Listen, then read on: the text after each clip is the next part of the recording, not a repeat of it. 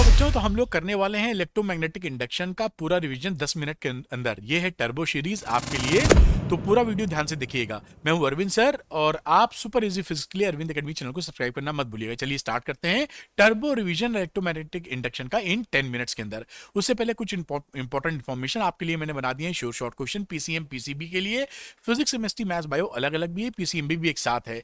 ऐसे ही question boards में आएंगे। ऐसा मैं क्यों बोलता हूं हर बार, क्योंकि ये 10 साल की ट्रेंड एनालिसिस पर बेस्ड है और मेरे 25 साल का एक्सपीरियंस इसमें लगा हुआ है। साथ में हर चैप्टर पर 20 से 25 क्वेश्चन है, आप आसानी से इसको लगा सकते हैं। ऐसा नहीं है कि बहुत ज्यादा क्वेश्चन हो आप लगा ना पाए। साथ में ये फुली सॉल्व है, तो आपको सोल्यूशन के लिए अपने टीचर भैया दीदी को ढूंढना नहीं पड़ेगा, आसानी से यहीं से देखकर आप समझ जाएंगे। 100% बोर्ड टारगेटेड क्वेश्चन है। ऐसे ही क्वेश्चन बोर्ड एग्जामिनेशन में आपके आएंगे। और इस कोर्स को और मजबूती देने के लिए मैंने एनसीईआरटी वीडियो सॉल्यूशंस यानी फिजिक्स के एनसीईआरटी वीडियो सॉल्यूशंस प्रोवाइड करा दिए हैं, एक्सरसाइज और एग्जांपल बेटा, जिससे जो बच्चा चाहे इसको भी यूज करके पावरफुल रिजल्ट ला सकता है। तो श्योर शॉर्ट रिजल्ट के लिए श्योर शॉर्ट क्वेश्चन लेना मत भूलिए। जो बच्चे श्योर शॉर्ट क्वेश्चन लेना चाहते हैं, अरविंद एकेडमी ऐप को डाउनलोड कर लीजिए, स्टोर सेक्शन में जाइएगा, वहां आपको श्योर शॉर्ट क्वेश्चन दिखाई पड़ेंगे, लेकर पढ़ाई को आगे बढ़ा सकते हैं। चलिए बात करते हैं रिवीजन की। तो मैग्नेटिक फ्लक्स क्या होता है? Total number of magnetic field lines crossing the surface normally. तो जो मैग्नेटिक फील्ड लाइंस होती हैं वो किसी सरफेस से नॉर्मली कितनी क्रॉस कर रही है, वो मैग्नेटिक फ्लक्स बन जाता है। मैग्नेटिक फ्लक्स को हम लोग 5b से शो करते हैं, और ये एक स्केलर क्वांटिटी, कोई डायरेक्शन नहीं होता, उसके बावजूद प्लस या माइनस फ्लक्स हो सकता है। इसकी एसआई यूनिट वेबर है और फॉर्मूला है phi is equal to B dot A या बी ए कॉस थीटा। आप इसको याद रखिएगा, बड़ा इंपॉर्टेंट है, बिना फ्लक्स के काम नहीं बनेगा। इलेक्ट्रोमैग्नेटिक इंडक्शन क्या होता है? जब भी आपका फ्लक्स में चेंज होने की वजह से इंड्यूस्ड ईएमएफ या इंड्यूस्ड करंट बनती है, तो इस फिनोमिना को हम बोलते हैं इलेक्ट्रोमैग्नेटिक इंडक्शन। आपके एग्जाम में पूछा जाता है कि इलेक्ट्रोमैग्नेटिक इंडक्शन बताइए, यही बता देना है आपको। अब ये जो फेरेडे का लॉ है, वो दो लॉ है फेरेडे का। पहला लॉ ये बताता है कि अगर किसी क्लोज सर्किट से मैग्नेटिक फ्लक्स जो लिंक्ड है वो बदल रहा है, तो उस क्लोज सर्किट के अंदर इंड्यूस्ड ईएमएफ पैदा हो जाता है और इंड्यूस्ड करंट फ्लो करने लगती है। इस फिनोमिना को हम बोलते हैं इलेक्ट्रोमैग्नेटिक इंडक्शन। और ये इंड्यूस्ड ईएमएफ और इंड्यूस्ड करंट तब तक ही फ्लो होती है जब तक चेंज इन मैग्नेटिक फ्लक्स हो रहा है।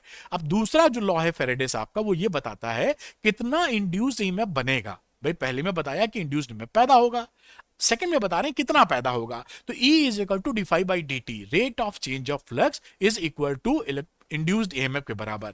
अब इसको अगर किसी भी कॉइल में n टर्न्स हैं, तो इसका जो फाइनल फॉर्मूला आता है is equal to minus N divide by D T. जो माइनस साइन है ये लेंज लॉ से आता है। लेंज लॉ क्या बोलता है कि इंड्यूस्ड ईएमएफ इस तरह पैदा होता है कि चेंज इन मैग्नेटिक फ्लक्स का हमेशा वो अपोज कर सके। तो ये पूरा फाइनल फॉर्मूला आपके पास है। और लेंज लॉ जैसे मैंने बताया, यही बात लेंज लॉ में कही जाती है कि जो इंड्यूस्ड ईएमएफ या इंड्यूस्ड करंट है, वो उसका डायरेक्शन उस तरीके से होता है जिससे कि वो हमेशा अपोज कर सके जिस कारण से वो पैदा हो रही है। It opposes the cause which produces it, या सिंपल भाषा में कर सकें तो चेंज इन मैग्नेटिक फ्लक्स का हमेशा इंड्यूस्ड करंट या इंड्यूस्ड ईएमएफ विरोध करता है। यही लेंज लॉ है। लेंज लॉ को थोड़ा गहराई से और समझते हैं। जैसे ये लूप है और ये मैग्नेटिक फ्लक्स मैग्नेट है। इस मैग्नेट के नॉर्थ पोल को अगर आप पास ला रहे हो, तो इसके अंदर ड्यू मैग्नेटिक जो मैग्नेटिक फील्ड लाइंस है वो बढ़ती चली जाएंगी, तो मैग्नेटिक फ्लक्स में चेंज होगा तो करंट फ्लो करेगी। अब इंड्यूस्ड करंट किस डायरेक्शन में फ्लो करेगी? तो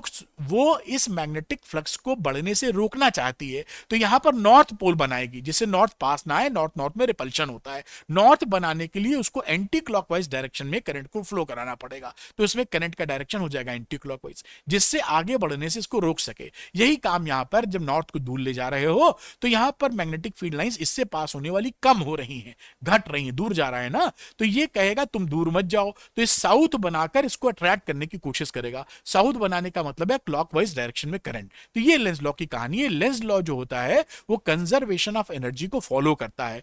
अब ये क्योंकि इसके अंदर जो इंड्यूस्ड करंट या इंड्यूस्ड ईएमएफ पैदा हुआ, वो एनर्जी आई कहां से? तो जो आप इस चुंबक को, मैग्नेट को आगे लाने में या पीछे लाने में जो मैकेनिकल वर्क कर रहे हैं, वही मैकेनिकल वर्क करंट के फॉर्म में यहां सेव हो रहा है। तो जो लेंज लॉ होता है वो कंजर्वेशन ऑफ एनर्जी को फॉलो करता है, उसको तोड़ता नहीं है। ये बात आपसे यहां पूछी जाती है, पकड़े रहिएगा।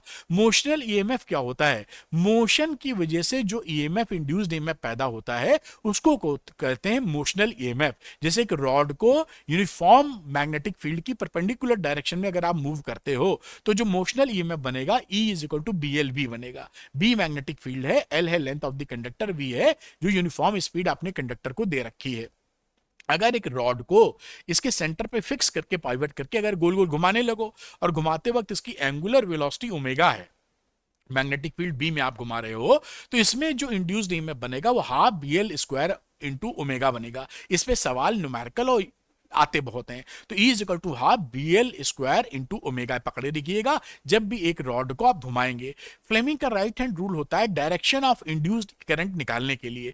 आप यहां पर राइट हैंड लीजिए, फील्ड की डायरेक्शन में इंडेक्स फिंगर, अंगूठा मोशन की डायरेक्शन में, और ये जो मिडिल फिंगर है वो आपको डायरेक्शन दे देगा इंड्यूस्ड करंट का डायरेक्शन। तो फ्लेमिंग का right hand rule induced current की डायरेक्शन पता करने के काम में आता है बेटा। अगली बात की current, force and power in the loop, जो इंड्यूस्ड ईएमएफ पैदा हुआ था उसकी वजह से कितनी करंट पैदा होगी इसके अंदर, E/R या BLV/R पकड़ के रखिए।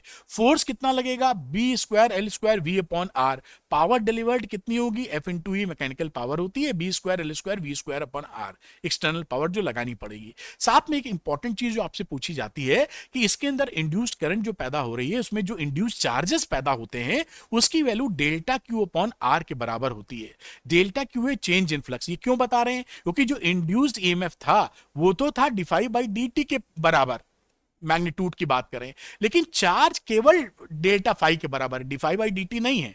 यानी इंपॉर्टेंट चीज क्या है कि जो इंड्यूस चार्ज होते हैं वो टोटल फ्लक्स में जो चेंज होता है उस पर डिपेंड करते हैं, ना कि रेट ऑफ फ्लक्स में चेंज। ये पूछा बहुत जाता है तो ध्यान रखिएगा, charges total change in flux पे डिपेंड कर रहे हैं। अब आता है सेल्फ इंडक्शन। अब एक कॉइल के अंदर जब आप इसको इस सर्किट, एक कॉइल लगा रख के सोलेनॉइड समझो, क्लोज कर रहे हो, मतलब ऑन कर रहे हो, तो बैटरी से करंट शुरू में बढ़ती है, 0 से 5 एम्पियर जानी तो भड़ से नहीं होती, 0 से 5 एम्पियर बढ़ने में कुछ समय लग जाता है। तो समय लगने की वजह से करंट चेंज हो रही है तो मैग्नेटिक फ्लक्स में चेंज होगा, उसकी वजह से इसके अंदर एक इंड्यूस्ड करंट पैदा हो जाती है। तो जो एक्चुअल करंट थी बैटरी करंट, उसकी अपोजिट डायरेक्शन में पैदा होती है। इस फिनोमिना को बोलते हैं सेल्फ इंडक्शन। स्वयं ही इंड्यूस्ड हो गया किसी की जरूरत ही नहीं पड़ी उसका मूड खराब करने की, अपने ही बैठे बैठे मूड खराब कर लिया उसने। तो ये होता है इंड्यूस्ड करंट की कहानी। इसको एक आता है टर्म L जिसे बोलते हो कोफिशिएंट ऑफ सेल्फ इंडक्शन या इंडक्टेंस L। उसको दो तरह से डिफाइन करते हैं, L बराबर φ/I या L equal to E d∅/dt। इसको भी याद रखिएगा, इसकी डेफिनेशन वगैरह पूछ लेते हैं आपसे। और जो सोलेनॉइड होता है उसका इंडक्टेंस या कोफिशिएंट ऑफ सेल्फ इंडक्टेंस की वैल्यू क्या होती है बेटा, तो यहां पर ये L is equal to mu naught N square L into A. जो स्मॉल n है वो कैपिटल N/L के बराबर होता है। कैपिटल N क्या है, number of turns in the solenoid, और L क्या है, length of the solenoid. Small n क्या है, एक पर यूनिट लेंथ कितना टर्न है। तो N स्क्वायर LA और L की वैल्यू इसी को चेंज कर दोगे N/L से, तो mu naught N square A/L। ये सेल्फ इंडक्टेंस या इंडक्टेंस की वैल्यू होती है सोलेनॉइड की। फॉर्मूला इंपॉर्टेंट है, डायरेक्ट सवाल आते हैं, कर लेना। और अगर इसके अंदर कोई मटेरियल ठूस देते हो आप, ऐसे कोई मटेरियल, तो यहां पर ये जो रखा हुआ म्यू नॉट उसको चेंज कर देना, कौन सी बड़ी बात, mu naught into mu r आ जाएगा, बात खत्म हो गई। तो L किस पे डिपेंड कर गया, N स्क्वायर पे, A पर, मटेरियल ऑफ द मीडियम में, जो मीडियम का मटेरियल है उस पे, इस पे इंडक्टेंस डिपेंड करता है। अब बात करते हैं म्यूचुअल इंडक्टेंस की। सेल्फ इंडक्टेंस में तो क्या हो रहा था, खुद ही मूड खराब हो रहा है, यहां पर मूड खराब होने वाला मिल गया। एक प्राइमरी कॉइल, एक सेकेंडरी कॉइल। अगर हम प्राइमरी कॉइल में इसको ऑन करते हैं, स्विच मतलब सर्किट क्लोज करते हैं, तो करंट की वैल्यू फिर यहां बदलेगी। बदलेगी तो जो इससे लिंक्ड फ्लक्स है वो चेंज हो जाएगा। तो इससे लिंक्ड बाजू में है तो इससे लिंक्ड फ्लक्स चेंज होगा। फ्लक्स में चेंज होने की वजह से इसमें इंड्यूस्ड करंट फ्लो होना चालू हो जाएगी। गैल्वेनोमीटर लगा रखा है कि हम पता कर सके कि इसमें करंट फ्लो हुई कि नहीं। इस प्रोसेस को हम बोलते हैं म्यूचुअल इंडक्शन, क्योंकि यहां पे दो लोग हैं ना, एक में करंट चेंज हुई और दूसरे पे असर डाला। पहले में तो क्या था, अपने ही पे असर डाल लिया था। अब इसमें एक टर्म आता है कोफिशिएंट ऑफ म्यूचुअल इंडक्टेंस या केवल म्यूचुअल इंडक्टेंस। उसकी वैल्यू कैसे डिफाइन करते हैं, M is equal to φ/I।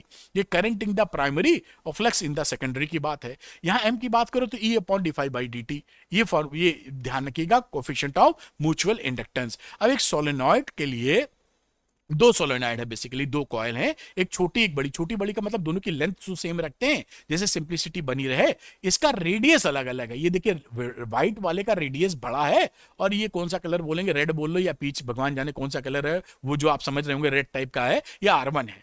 तो ये R2 is greater than R1। अब इसमें जो म्यूचुअल इंडक्टेंस का जो वैल्यू आता है mu naught N1 N2 A upon L, ये कोफिशिएंट ऑफ म्यूचुअल इंडक्टेंस है, या mu naught N1 N2 AL। इसको याद रखिएगा। यहां पर एरिया जो होता है वो छोटे वाले कॉइल का एरिया होता है, क्रॉस सेक्शन एरिया या कॉमन एरिया कह दीजिए, तो पाई R1 स्क्वायर रहेगा। इसको आप पकड़ के चलिए। ये म्यूचुअल इंडक्टेंस है दो लॉन्ग सोलेनॉइड का। अब एसी जनरेटर की बात करें तो एसी जनरेटर का जो ईएमएफ होता है वो साइनसोइडल होता है। E is equal to NBA omega sine omega T की तरह आता है, साइनसोइडल कर्व होता है।